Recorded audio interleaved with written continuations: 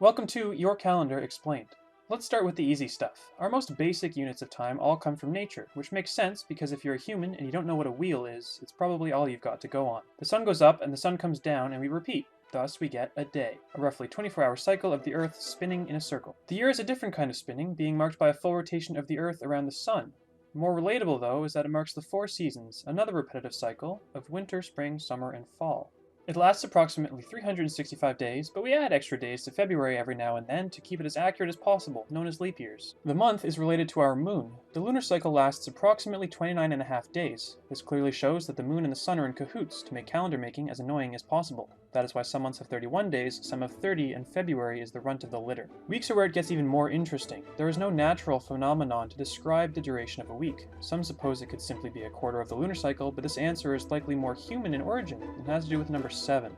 Starting in the ancient times, from Greece and Babylon all the way to ancient China, 7 was a reverential number as it represented the 7 heavenly bodies. These include the sun and the moon, as well as the 5 planets that are visible to the naked eye: Mercury, Venus, Mars, Jupiter, and Saturn. Hearing that list of planets I just mentioned, you may have noticed that they're all Roman names. The Romans were in fact incredibly influential in our calendar standardization and nomenclature. A few of the names are contested in their origins, but you didn't come here for debate minutiae, so here's the official all-star roster.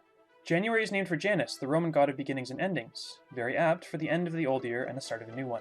February is the unlucky month, named for the ancient god Februus, relating to the word februum, meaning purification. March is named after the Roman god of war Mars, who is clearly alpha enough to also have a planet named after him. April's naming origins are a little weird, but it's probably named after Aphrodite, who you may know as Greek, but don't worry about it.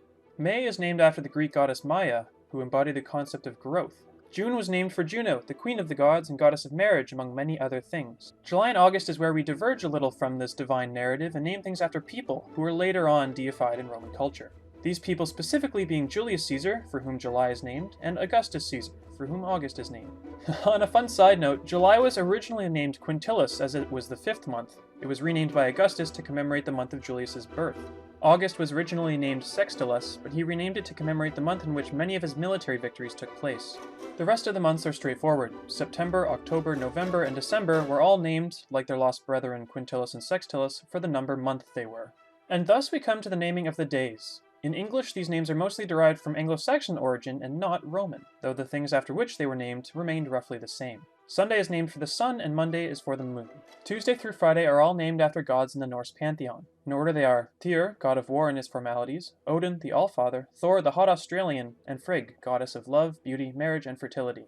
And finally, for some reason, Saturday is named not for a Norse god but for a Roman one, Saturn.